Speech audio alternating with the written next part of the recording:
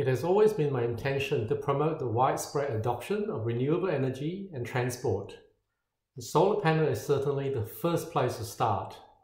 In this video, I want to share the 4 factors one should consider when getting a solar system for home or business. You want a system that will eventually get you off the grid, and for that to happen, you need a technology that will comply with future regulations that is safe, reliable, expandable, and accountable for its performance at panel level. Currently, most systems don't do that. And the 4 factors are safety, reduce the risk of house fire, panel level reporting, identify any faulty panel for warranty claim. Thirdly, long-term reliability, so it is highly durable, quality panel with high yield, high performance in Australian conditions. Fourth is future-proofing. It needs to be repairable and upgradable. So let's look at the first one, safety. There are 2 systems on the market, DC and AC system.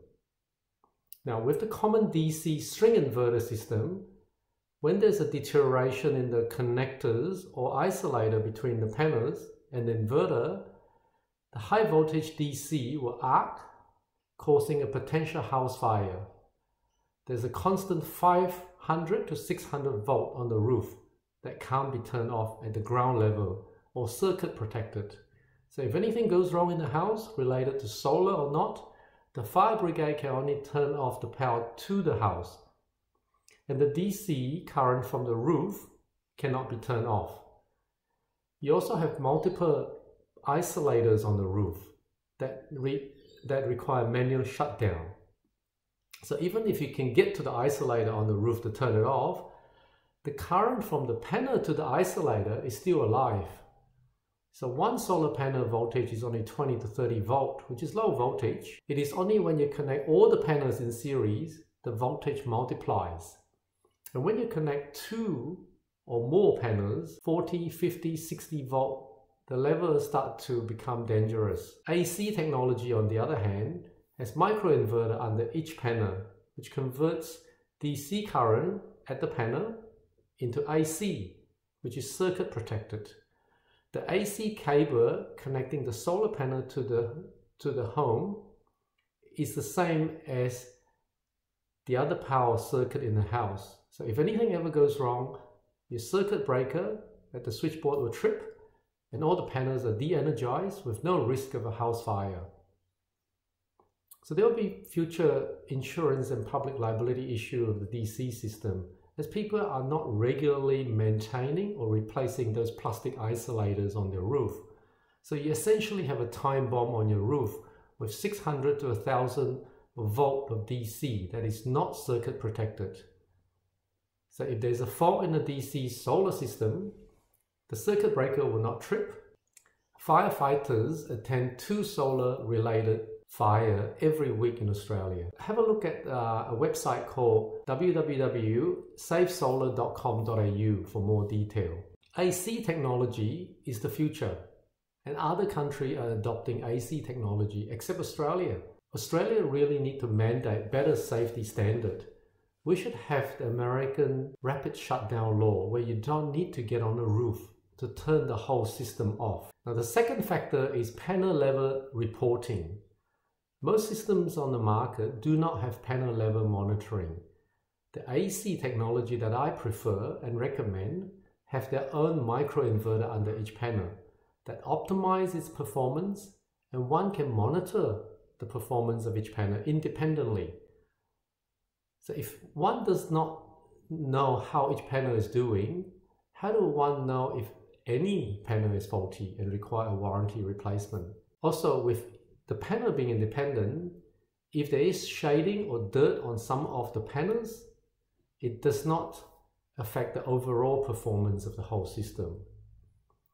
In the DC system, if one panel's production dropped 50%, the overall production dropped 50%, and can even switch off if the inverter does not have enough voltage to keep operating.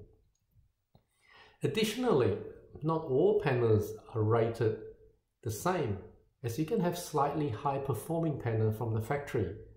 However, in the conventional DC system, it operates at its lowest performing panel. So you do not get the benefit of this added performance. It is also for anyone to monitor the degradation of each panel over time for warranty purpose. The third factors we should consider is long-term reliability. Most of the issues of degradation and failure of solar panels come from high temperature and high voltage.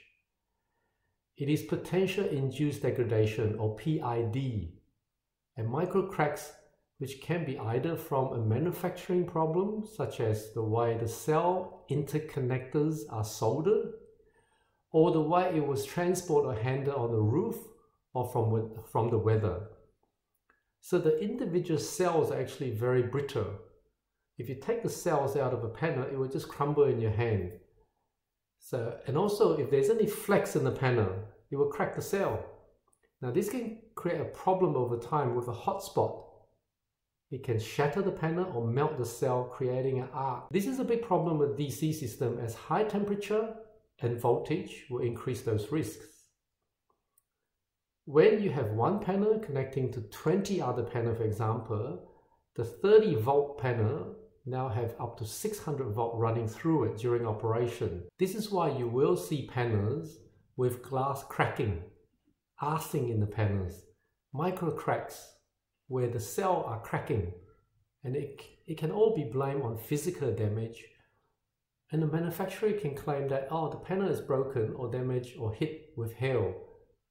But what is most likely is that the cell has been cracked some way and created a hotspot, arc, and the temperature has then shattered the panel from inside. So you see a lot of manufacturers are not willing to replace those faulty panels. When you have an AC microinverter system with low voltage, you have almost no risk of potential induced degradation with micro crack issues, because you don't have that high temperature and voltage running through those panels at all time. The panel that I recommend has a rear contact solar panels rather than the front one. It has a flexible cell structure, no soldering point on the front of the panel, which reduces the chance of micro cracks. Panels are put in parallel with no high voltage going through them. The other thing is you want to pay attention to how the installer transport the panels.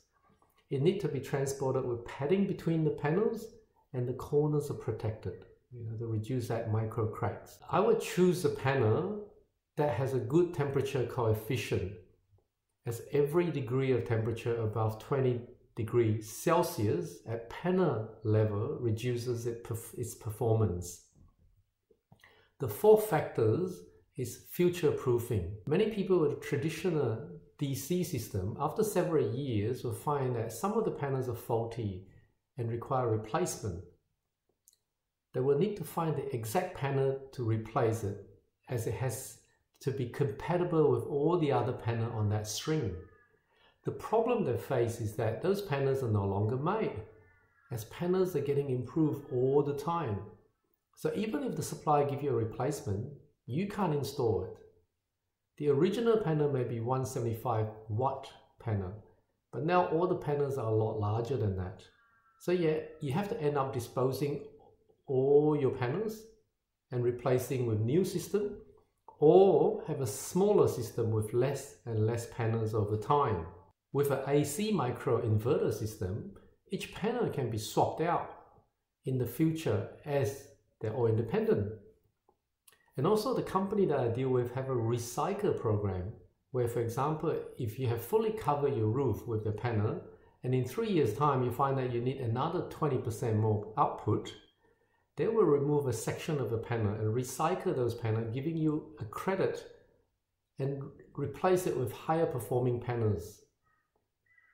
Another advantage of AC technology is you are able to upgrade anytime by simply adding more panels. So your production is limited by your roof space, and it's important to choose panel with the highest yield. So the company that I use has the highest wattage panel, which is currently at 405 watt. And in August this year, we'll have one that is 440 watt. The other thing is with AC technology, you find that its yield is high during low light and a cloudy condition compared to a DC system, as it takes less light for the inverter to turn on. So cloudy and rainy days are the days where you really want your panel to give you the highest yield to cover your usage without drawing anything from the grid. And also with electric vehicles coming down in price, more and more people are now buying electric cars. And if you want your system that is upgradable to cover your increase in power requirement, you want to future-proof your system with the ability to install an AC battery storage solution, such as a Tesla Powerwall later on. You don't want to be in a situation in a few years where you have to remove the whole system because you need to upgrade to a larger system. Speaking of future-proofing, coming out June, July this year, Enphase, which is the maker of those microinverter, will have a firmware upgrade to the microinverter with a separate relay to simulate the grid. So when the grid goes down, your solar panel will continue to work and will ramp up and down to match the load of the house. You just have to replace a few of your microinverters to simulate the grid. Now, the traditional DC system can't be upgraded, and your solar panels will not work when there's a blackout. So the company that installed my system at work and at home have met all these 4 factors, and it's a company that I recommend, as they don't believe in installing inferior products. In fact, they only prefer to install the AC system. As warranties on this product are over 20 years, you want a panel that will give you reliable performance for a long time. Contact Michael from REA Solar for a free assessment. So I hope you learned something in this video. I will continue to make more videos because I want to also share my experience with the commercial setup as well in the future video. So thank you for watching.